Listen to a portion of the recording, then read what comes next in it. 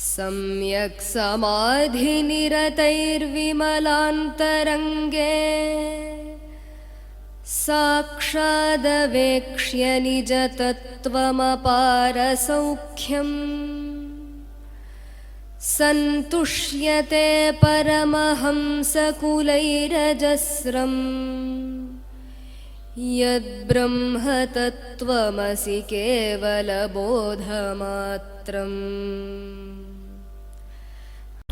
ॐ नमः परमऋषिभ्यो नमः परमऋषिभ्यः। हरिः ॐ। सुधा सिन्धुसमुद्भूतशीतां शुरुचिरप्रभां सन्ध्यारम्भसुवर्णाभहाटकेश्वरविग्रहं महादेवसमायुक्तचिदानन्दमयीं शिवां मनोमन्दिरकञ्चान्तर्भासमानौ समाश्रये। चित्कलारूपिणं शान्तं शिवं चन्द्रकलाधरं शिवयानन्दकलया गाढमालिङ्गितं भजे। कला च चिन्मयी यस्याः बोधादित्यस्वयं प्रभः तस्य च दम्पत्योः ध्यानमस्तु हृदालये। यस्य नाम्ना हृदि स्थेन कथया परिपावितः तत्त्वं च हृदि भासेत तं वन्दे परमेश्वरम्। वेदारण्यविहाराय वेदवेद्याय वेधसे वेदगूढप्रकाशाय वेदहंसाय ते नमः। सहस्रं खलु वेदोक्ताः देवाः देवतास्तान् कथं स्तुमः। सर्वदेवस्वरूपाय महादेवाय ते नमः। श्रुतिस्मृतिपुराणानामालयं करुणालयं नमामि भगवत्पादशङ्करं लोकशङ्करम्। भव एव भवान् इति मे नितरां समजायत चेतसि कौतुकिता। मम वारय मोहमहाजलधिं भव शङ्करदेशिक मे शरणम्। अपार सच्चित्सुखवारिराशेः यस्योर्मिमात्रं भुवनं समस्तं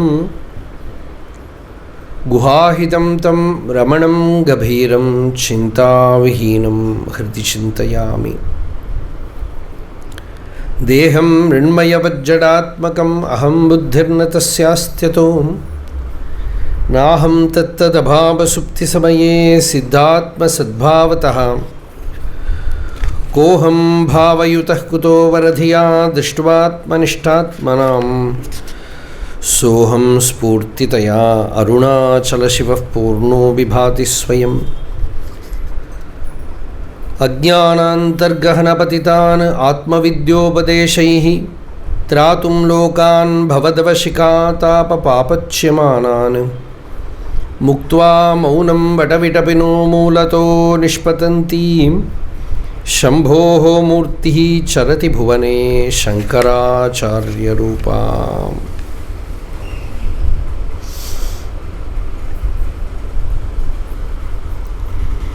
As the part of our Chaturmasya Swadhyaya Yajna, we have been listening to Sri Shankara Bhagavatpada's life and teachings.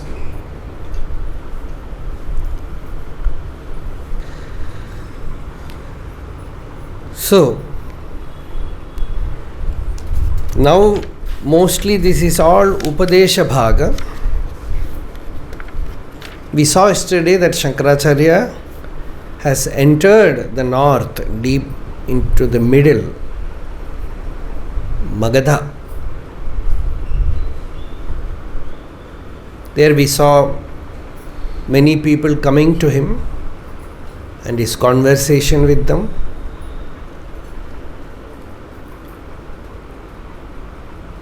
Advaita Vedanta, as Shastra says, it is the essence, it is the cream of the Upanishads.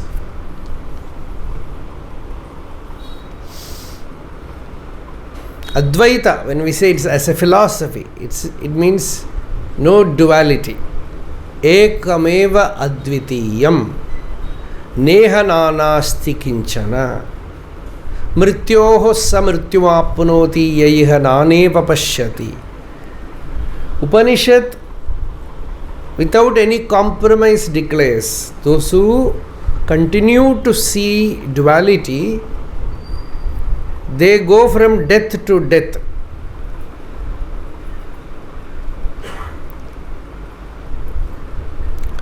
One alone exists without the second. Ekam eva advitiyam.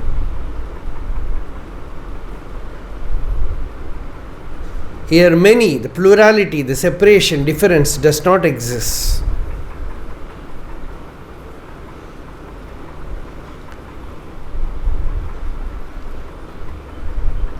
But this Advaita Jnana is the ultimate realization that a person has to attain. Advaitam paramartho hi Dvaitam tad bheda buchyate. As Gaudapadacharya, Sankaracharya's guru's guru, he says, Advaita is the supreme. All other sadhanas are for preparing you to realize that Advaita Jnana.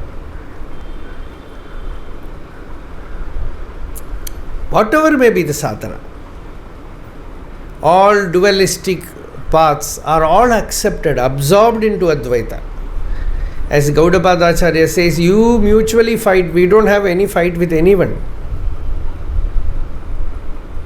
Swasiddhanta vyavastasu dvaitino nishchita dridham parasparam virudhyante taihi ayam na virudhyate.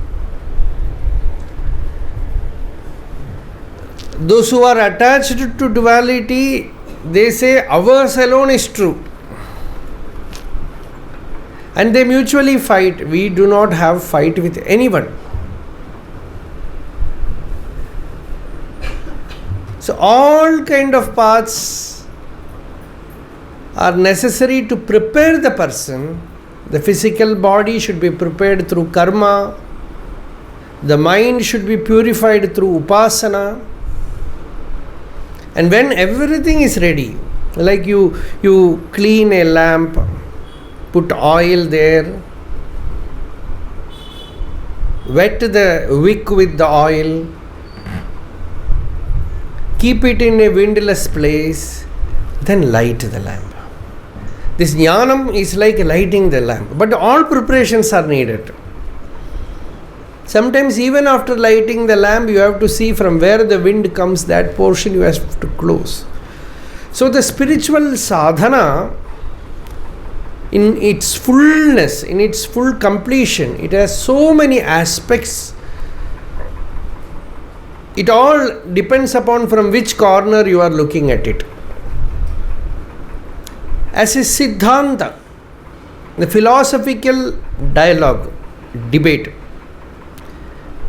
Sankaracharya will say, Anena yoga pratyuktaha.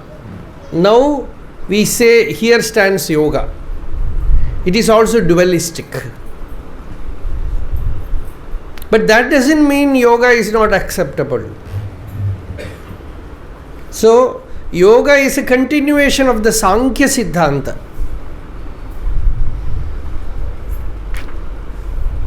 Yoga is the greatest preparation that you need for receiving the highest wisdom. Actually, yoga can be given many meaning. Patanjali gives the name, the meaning, what is the meaning? Yoga, chitta vritti nirodha. When the mind becomes quiet, still, it is yoga. Is it Patanjali's definition? No. Tada drashtuhu swarupe avasthanam. That is the real yoga. This chitta vritti nirodha is a means, a way, so that the seer will abide in his real nature. The seer will abide in his real Swarupa. There, Vedanta is over.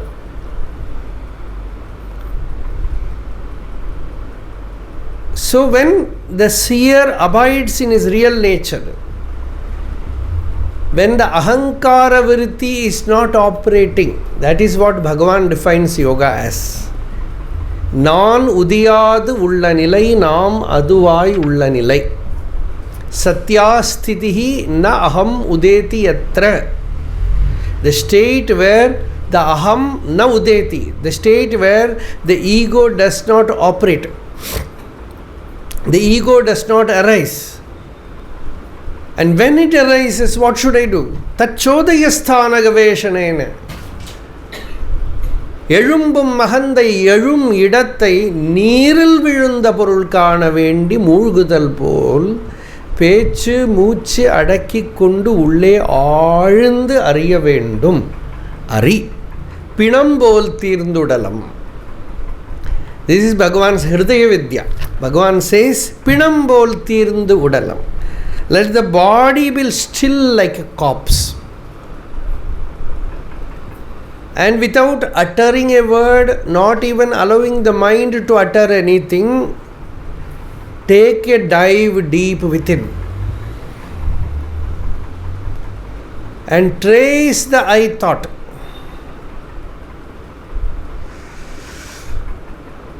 Trace the I thought, where from it arises, where the I, the ahankara arises. Chodayasthana gaveshanena. Without doing that, Bhagavan says, without enquiring into the real nature of I, it will not stop operating. When you see a snake in a rope, usual example, unless you bring light and observe the snake, it will not disappear. No mantra will make it disappear.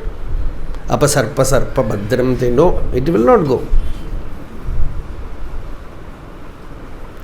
Take the stick and hit. No, it will not die because it does not exist.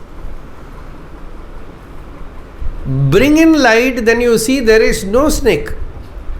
Like that, the ego is giving you so much trouble. Virus. When Corona came, the greatest problem is you have to find the virus. And they said it will take so many years to develop a vaccination. But very fast they developed something, we don't know what it is. So, find out the virus. The virus is ahamvritti, ahankara. Bhagavan says that is the germ of ignorance. Avidya, asmita. The fruit, the result of ignorance is asmita, the I thought. The ahankara, I. And from that, ragadvesha, attachment, aversion. This is Yoga Sutra that I am. If from ignorance the I thought arises, the I thought extends as attachment and aversion. From that, abhinivesha, immense clinging for life, ambition, desire, protrusion. And from that, you are hooked for eternity with sorrow.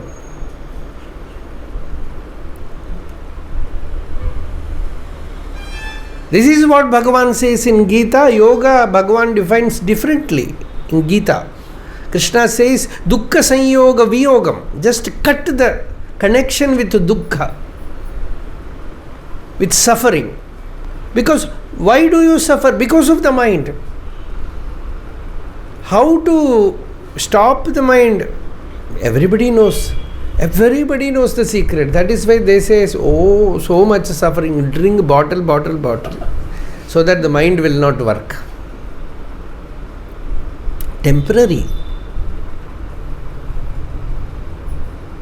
Or you get addicted to many things. Some music, somewhere turn your attention. Temporarily, even you go to a bhajan, temporarily you are happy. Jala pakshivadrodha sadhanam. Bhagavan said, it is like caging a bird. Open the cage, it will fly away. Unless you solve the problem completely, there is no foolproof. So, the ego, the ahankara, it is the germ of suffering, ignorance. So, unless it is tackled, it is removed, the mind will not be quiet. And how to remove? First of all, start from, when you cut a tree, you have to cut the tree from the root. But nobody will directly cut the root. They will start from the branches. First you have fruit, remove all the fruits. Then leaves like that. Kriyanashaha, Chintanashaha, like that. Vasanakshayaha. So first you take care of the manifestation of ignorance. Then slowly go inward. So manifestation of ignorance is mind, thoughts. In your thoughts you see the ignorance spread out. So in first find ways and means to bring it down quiet. Yogaschitta vritti nirodha. And what is this mind made of? It's warp and woof. What they call thread of the mind cloth is I thought, ahankara. So how to remove the ahankara? All sadhanas are for that. All prakriyas are for that. Then when you know what you have to do, then you will find ways and means. You will find what will work for you. Sometimes only bhakti will work for you. Generally, in sadhana, bhakti is very much needed because nothing can touch the deepest core like bhakti. Everything else will stay in surface. Jnanam will work only when you are sufficiently purified. You need only recognition. Yoga, directly you go to Raja Yoga without solving the problem, you quieten the mind will stay quiet like sleep and again wake up. But bhakti means what? I am not talking about bhakti of payasam, laddu.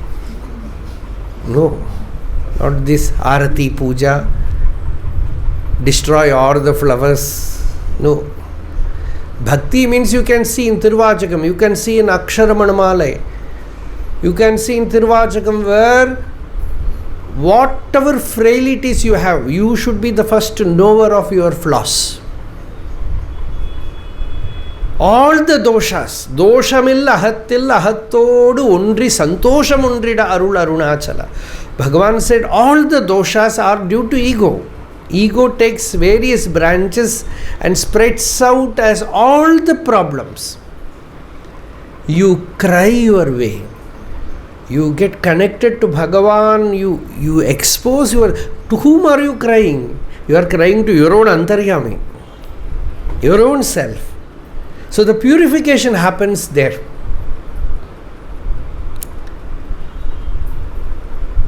You can see Sankaracharya also does the same thing in Shivananda Lahari, in Shivaparādha Kshamapana Stotra, many places. In Manikavachakam, Tiruvachakam is very well known for that, where he just says, "Oh Lord, if you are not going to purify me and give me that state, I will just melt, my whole body will become my heart and will weep, purifying me." So such purification is needed. Chitta Shuddhi, Tan Manas Shodhanam Karyam Prayatnena Mumukshuna. In Vivek Chudamani, Bhagavad-pada says, a mumukshu, what should he do? A person who is longing for liberation, he should purify himself completely, with all effort. Prayatnena. Vishuddhe sati chaitasmin. When he is sufficiently pure, purified, Muktihi karaphalayate. Mukti or liberation is like a gooseberry in his palm. It is means it is directly perceptible, directly experienceable. So the purity is the thing. And purity means first we should know that we are impure, right? The mind is not pure. So the purity, first stage is that, it's a common experience that many people, someone will say there is Bhagavata, there is Satsanga is there. Shall we go there? Or can we go to Arunachaleshwara temple or do Giri Pradakshina? All these are humbug. Mind only should be pure. They think their mind is very pure, so they don't need any sadhana. When you try to meditate, when you become introvert, then you see, oh Bhagavan, so much of sewage is there inside. I didn't know. I thought I am a very pure, holy person.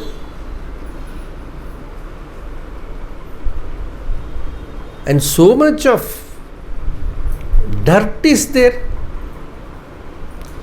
Where the first stage is you start seeing the dosha.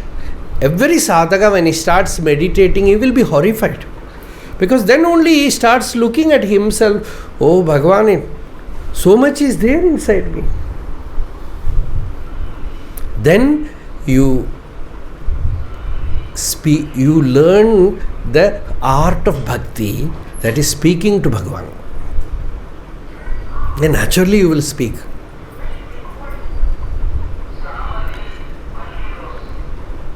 Yeah, that is meditation. The beginning of bhakti meditation is you start speaking alone.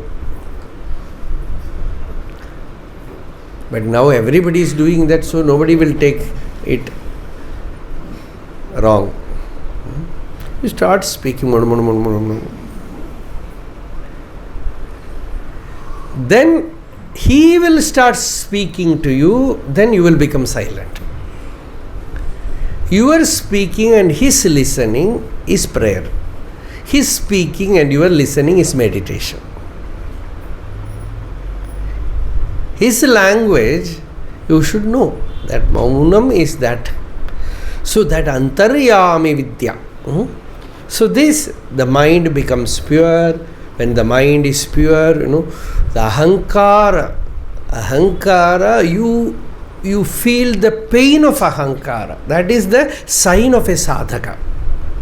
It is like apashruti. A good music concert, some wrong note comes, the musician feel bad.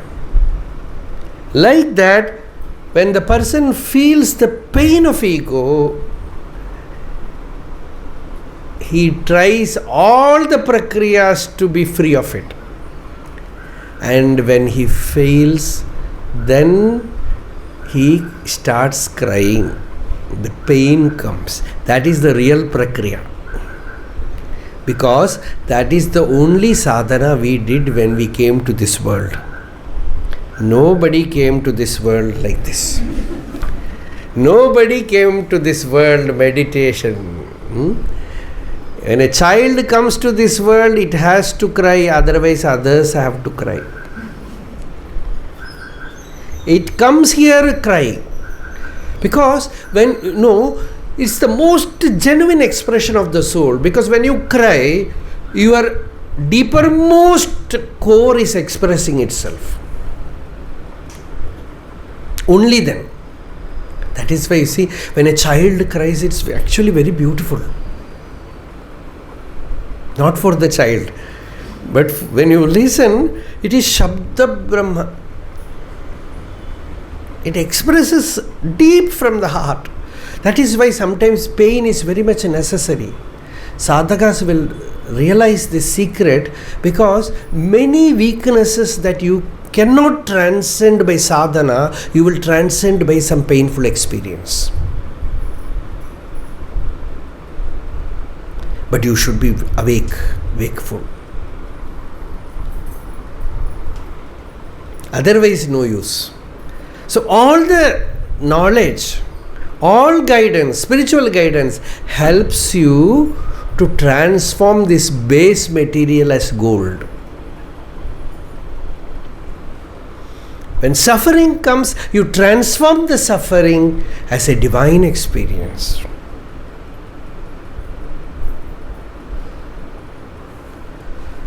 And this is being done, this can be done only by a true, genuine sadhaka.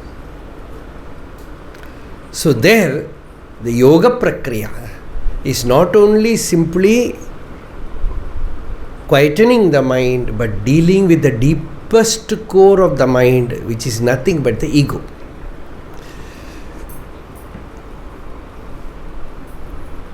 And the ego, although there is a go there, it does not go that easily. Because it is not a real thing, but still. The root of the ego carries all our perversions, all our flaws. And that can be disturbed only by bhakti. You can stir that portion only by bhakti. And when by bhakti, bhaktya mam abhijanati yavan yashasmi tattvataha tato mam tattvato jnatva vishate tadanantaram. By bhakti, when you are absolutely cleanly, thoroughly cleansed, purified, then you become mature enough for jnanam. Bhagavan says, Arunachala, you are of the form of pure love, but I do not have that much bhakti to know you. Anburu Arunachala ayan melugaya hattunai ninaindu urugum anbili. I do not have that anbu, which is like you have to melt like wax put in fire. Then genuine purification comes in the person. Deep purification comes in the person. When a sadhaka knows this secret, his entire life is a sadhana. From every corner you receive something for your sadhana, for purifying you. So entire life is a journey towards the divine. And thus, when the mind is sufficiently purified, true enquiry blossoms within. The sign of purity is Brahma Jijnasa. Athato Brahma Jijnasa, you can very easily translate. Sankaracharya said, Anantaryartha is Sadhana Chatushtaya Sampannasya. When there is Viveka, Vairagya, Shama, Dhamma, Uparati, Shraddha, Samadhana, Mumukshutva, all these prerequisites are there. Now enquire. Now the quest begins. This is Brahma Sutra Arambha. But simply you can say, when the mind is sufficiently purified, then the quest begins. Then, see, Bhagavan Ramana Maharshi had death experience. And the inquiry started. Who is going to die? What is death? What is this me? Who am I? How did it the miracle is that moment of death, this quest started. Many had such experiences, death-like experiences. But by that experience, nobody will become enlightened. It is through enquiry. That is why Bhagavan nowhere in talks or any places, he said you should have death experience for realization. He said you should have Atma Vichara. In the place of death experience, you should have immense Vairagya. Vairagya is death experience, which just sweeps everything else. And the enquiry is into the real nature of the knower, into the deathless, and find out what is this me, what is my real nature. who is really dying, then you find that death is impossible. It is not the experience of death, it is the experience of deathlessness, impossibility of death in one's real nature. So, this quest, Atma Vichara, naturally happens in a genuine person when the mind is sufficiently purified, and also from there is the support of Satsang, where you are able to listen to the knowledge of the self. You get an intimation about the immortal being within you. Both are needed. When pure souls come in contact with saints, they very quickly realize the self. Atma Jnana is so simple for them. For them, Bhagavan said, Aiye ati sulabham Atma Viddai. Pratyakshaavagamam dharmyam susukam kartum avyayam. As Bhagavan said in Gita, directly you can experience it. It is so easy to attain.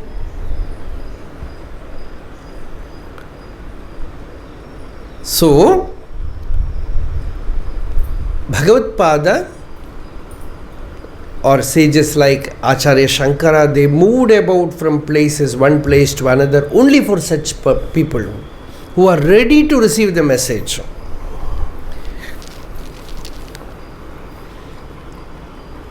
They just have to hear the knowledge. Shravanayapi bahubhiryona labhyaha Shrinvantobi bahavo yamna vidyuhu Ashcharyo vakta kushalosya labdha Ashcharyo jnata kusalanushishtaha. The Kathopanishad says, you will not get this even to listen.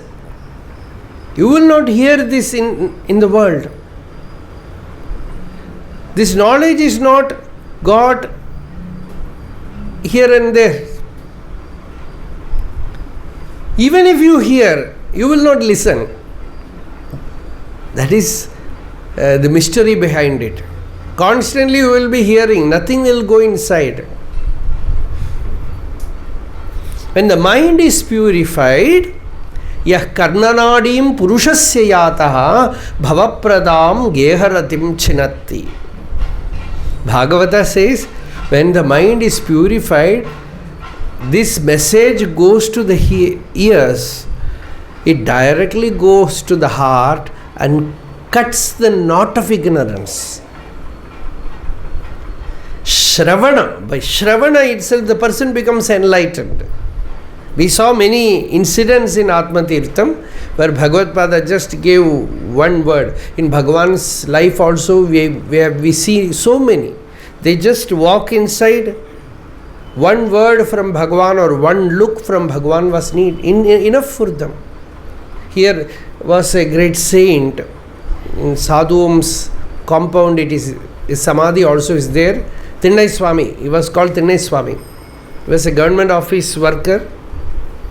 When he came here, he saw Bhagavan. He was attracted so much. His mind refused to go back. He stayed here, and his family people traced him out.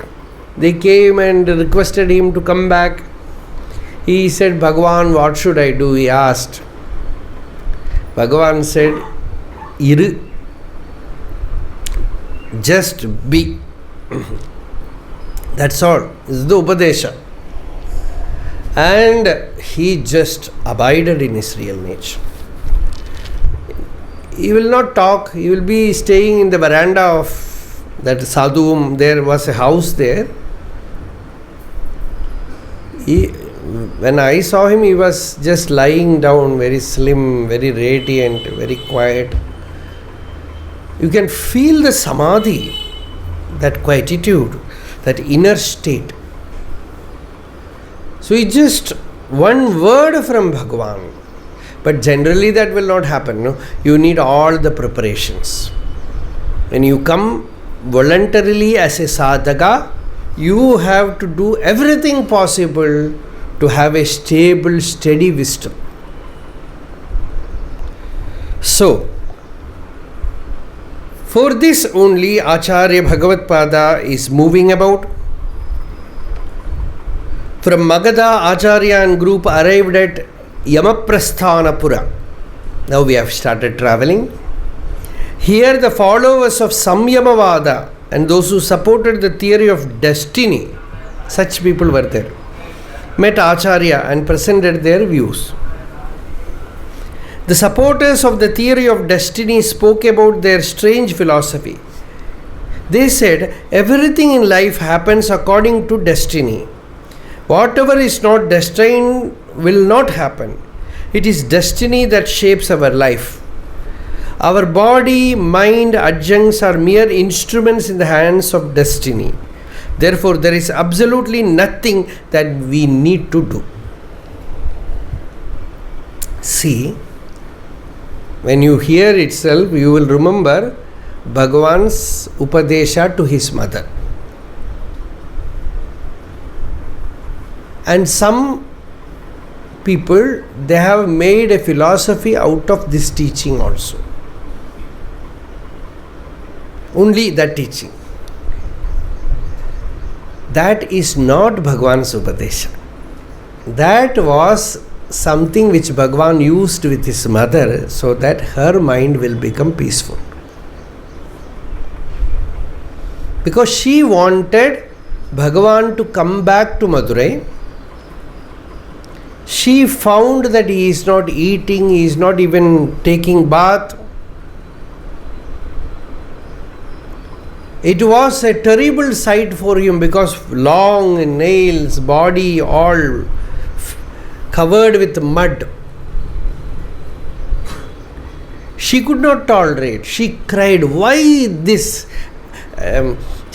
What she said is, all the good things the family have performed, the punya, is this the result? That was the question, That is what people will ask. Because so much punya comes, the son should become very rich, the grandson should go to America and stay there, no coming. And father and mother should stay in some old age home. And then Purva Punyam. Ellarum nanna irukka.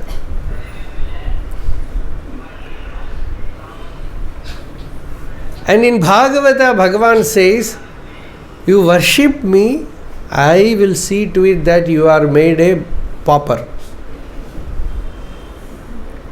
I will snatch all your wealth. I will thrash your ego. Yasya anugraham ichchami tadvisho vidhunomyaham. Don't read Bhagavatam.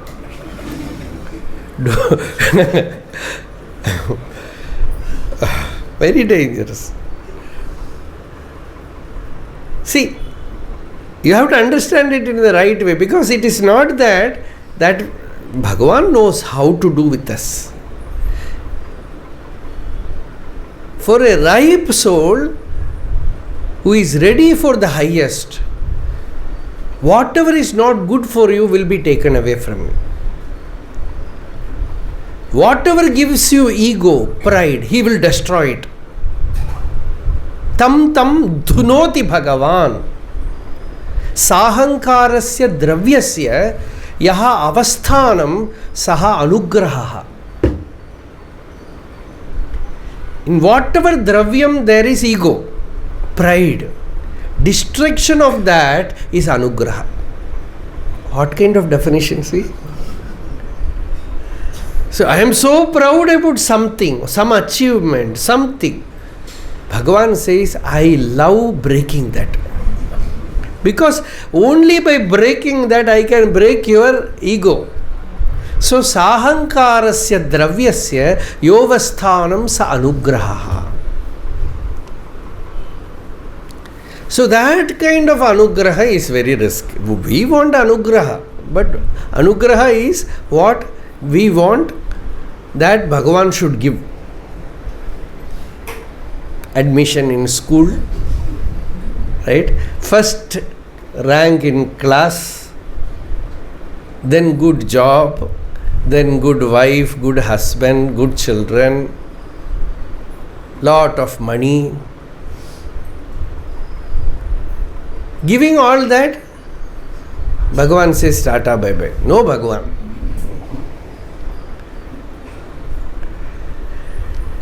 So, when Ayagammal came here, she saw Bhagavan in such a state, she felt, is this? Then Bhagavan said that whatever is destined as prarabdha for a person, for the body, this is my prarabdha. And that is not the center. The center is that Ishvara is the controller of everyone. Kartuhu Ajnaya Prapyate Phalam. Ishvara is the controller of everyone, and according to his will things are happening. Angangu irundu aattu veppam. He is in everyone's heart. He is the monitor in everyone's heart. Surrender to him. Sometimes see, destiny vada is used, vidhi vada is used, so that your mind will become peaceful. Generally, for all the Bhuta Kala, past, we will say it's all bound to happen. Nothing will happen without destiny. When you understand, the crux is no more thinking about it. Don't think about it anymore. Regarding future, somebody asks, what should I do? You need not do anything. Whatever is destined to happen will happen. Don't study. Don't read anything. Whatever destined to happen will happen. This vada nobody will give, right? They will do. If that is the vada, Bhagavan will not even say do Atma Vichara. See, one person misunderstood Bhagavan's teaching. And when Bhagavan went to the hill, Bhagavan saw him standing in terrible heat. And standing there and doing some tapasya. Once or twice Bhagavan told, this is not needed. He didn't listen. See, don't imagine that all who came as devotees will listen to Bhagavan. Bhagavan very well knows. Devotees means they will compel Guru to listen to them. That is the sign of devotees. So Bhagavan told once or twice, they didn't listen. So he just kept quiet and came back. And in Bhagavan's hall, one squirrel was running here, there. 2-3 times it came to Bhagavan. This person was sitting. He said, Bhagavan, give some water to it. Bhagavan didn't respond. He said, it is very thirsty, that is why it is again and again coming. Bhagavan said, you are thirsty. You were standing in the terrible blazing sunlight and doing something. I told you many times, you didn't listen. You know what he said? He said, you are making me do that. I am not a doer. I am not a doer. You are making me do that. It is all by your will I did all that. Bhagavan said, you and your younger brother Duryodhana are same. You know Duryodhana, when Krishna went to Duryodhana, he spoke many things, dharma to him. You should not be like this, you should behave well with Pandavas. Duryodhana said, Janami dharmam, I know dharma much more than you, but I cannot do. Nachame pravrittihi, janami adharmam, I know what is adharma also, but nachame nivrittihi, I cannot desist from doing. Kenabi devena hridisthitena yatha niyuktosmi tatha karomi. He said, some deva, perhaps you, are inside me making me do this. So what can I do? Krishna failed. He said what to do. So this argument this person gave. Perhaps that is why Bhagavan in Ulladanarpada wrote, Vidhehe prayatnasya cha moola vastu sanjanatam naiva vidhirna yatnaha in Sadarshana.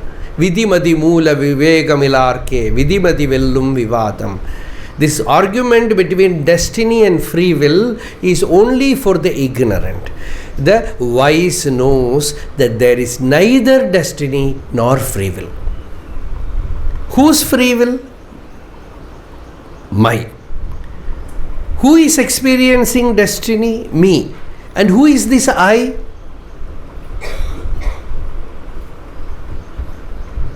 It has no reality. Jivam kalpayate purvam. The ahankara is given reality, then you speak about destiny or free will. If you accept destiny, free will also is needed. Both are for the jiva bhava, for the ignorance. So, this is about destiny vada.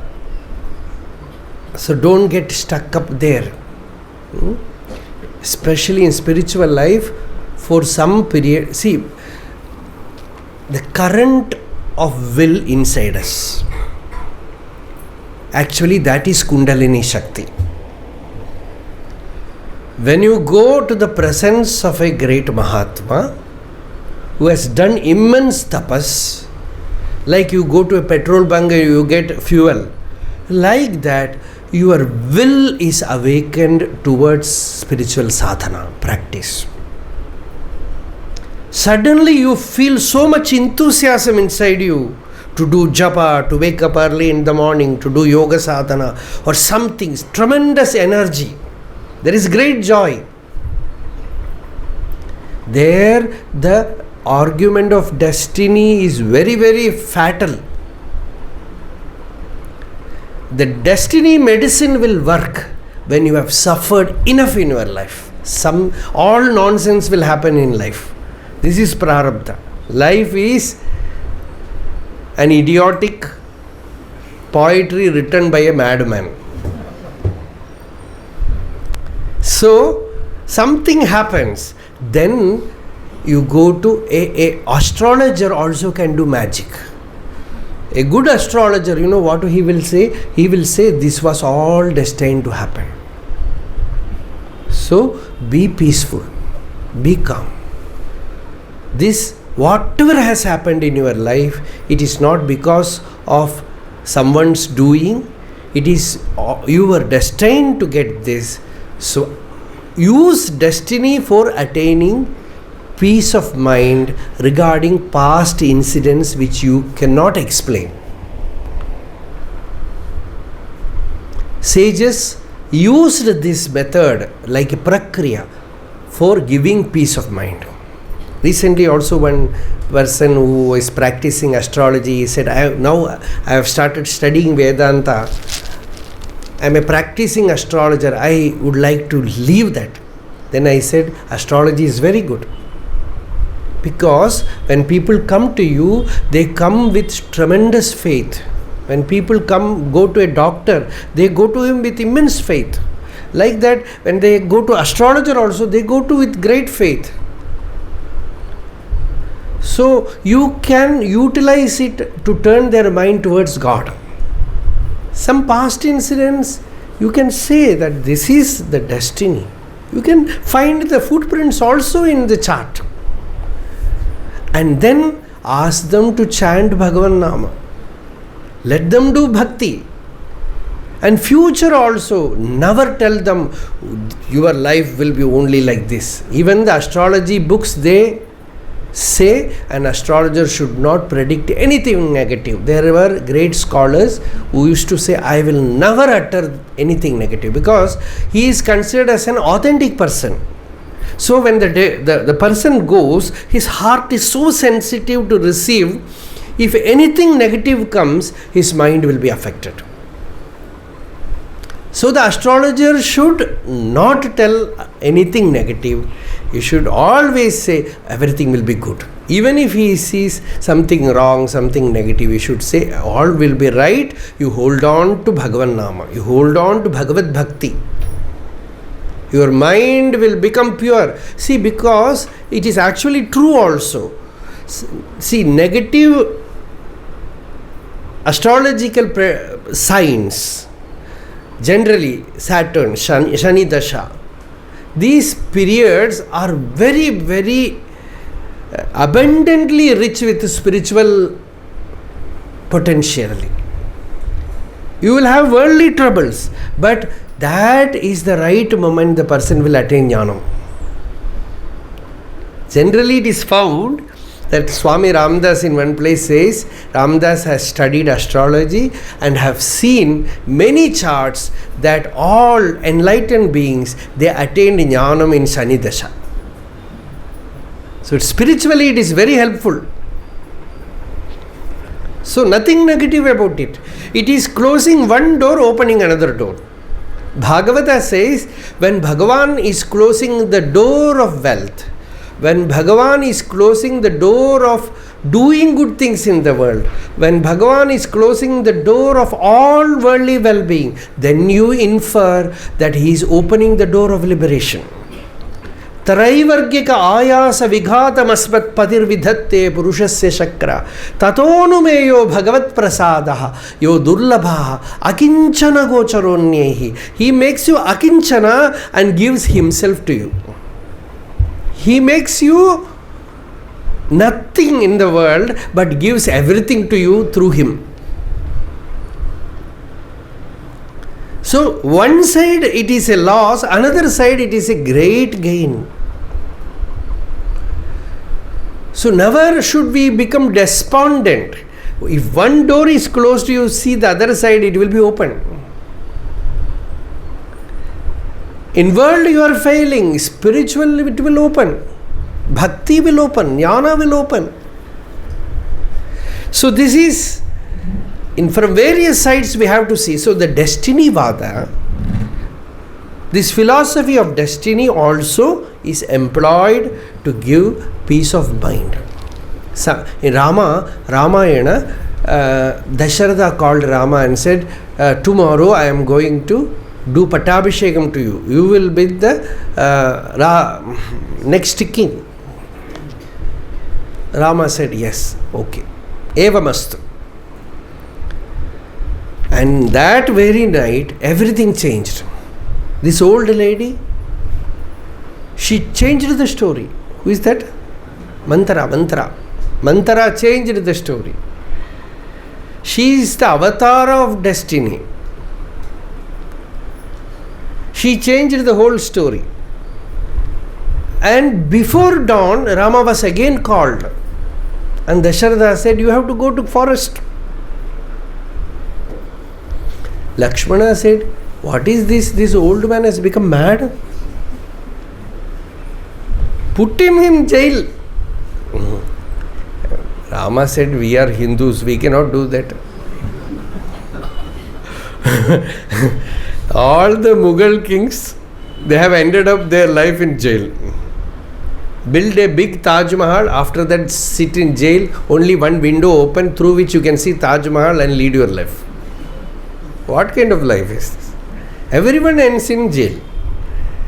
So Lakshmana said, he has lost his intelligence. Rama said, no, Lakshmana, this is the power of Niyati. Niyati means destiny. Till yesterday, Kaikeyi was very close to us like our own mother. What happened to her this one night? Something has affected her, and through her and through me, the power of destiny is playing. So it is something which has to happen. And she also became an instrument for that. Mantara also became an instrument for that, because that is my destiny that I have to go to forest. See, because of this right place it was employed, no aversion towards Kaikeyi, no aversion towards Manthara, and life proved that they were right. So he employed that philosophy at the right place and said, Itasya itaratasyainam kritantaha parikarshati. The power of destiny is pulling man from here to there, from there to here. It is its power. But he did not employ this everywhere. When something negative happened, he just explained it with that. So here also Acharya said the same thing. Hearing their arguments on destiny, these destiny people, destiny philosophers, Acharya responded with a smile. He said, do you think this is Tattvajnana? This destiny argument. This law of destiny is just one of the principles of nature. See, in Yoga Vasishta, it is called Niyati Satta.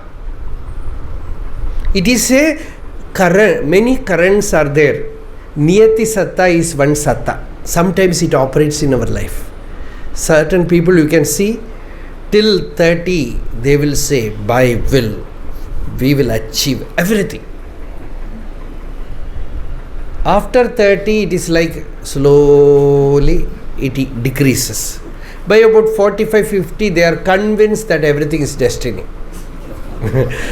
But if the same power acts when they are only 20, their life is gone, useless, no joy. Imagine a youngster saying everything is destiny, sitting like a zombie. Then there is will, there is so much of joy in it, so much of poetry in it, ecstasy in it, something to achieve, something to attain, something to do. But old man, he can have it, but what will he do? Sometimes some old people also have that energy. So this is a satta. They call it niyati satta. When your attention is turned towards that current, you will always find argument for that. It is all destiny, it is all destiny. So even the argument of destiny is a destiny. Sometimes you fall into that current, that's all. So the law of destiny is just one of the principles. Self-effort and destiny are two sides of the same coin. They are inseparable. It is by the very power of destiny that you put in effort. The effect of past action is called a destiny. It is the same force that manifests now as free will. The effort that you put in now will turn into destiny in the future. Thus, they are interdependent like the seed and the tree. This mutual dependence is an unbreakable knot. For whom is destiny or self-effort?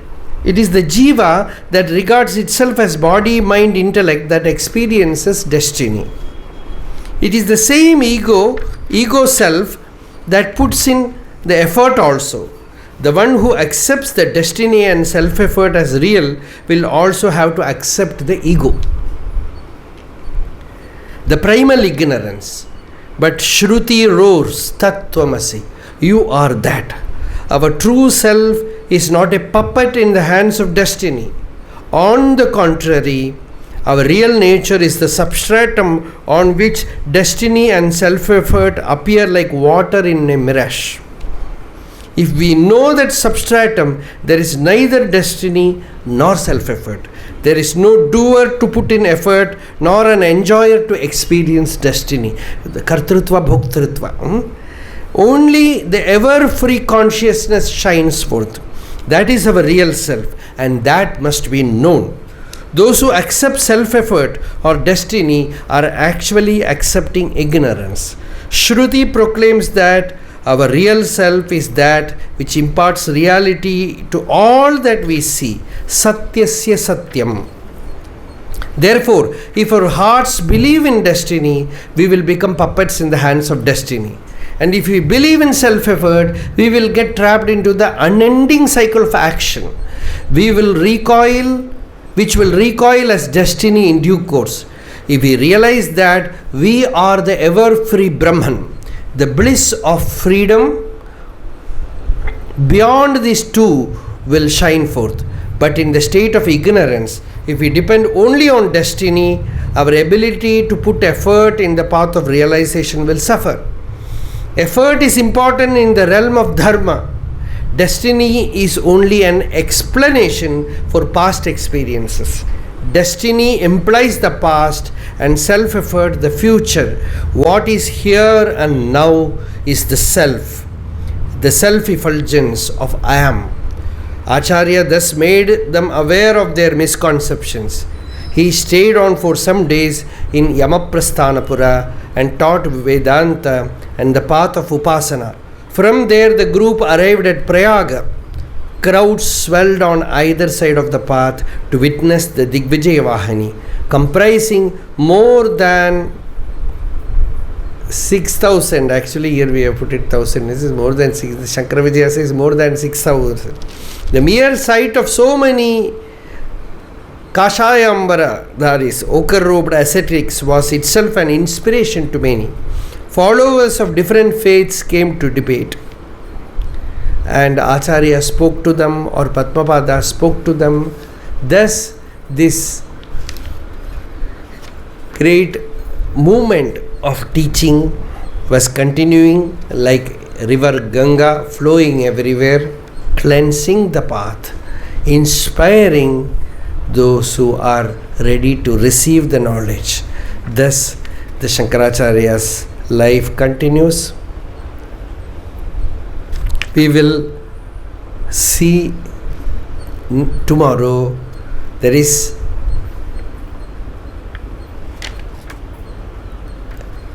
one more seeker comes there, and from there Acharya is back to Kashi.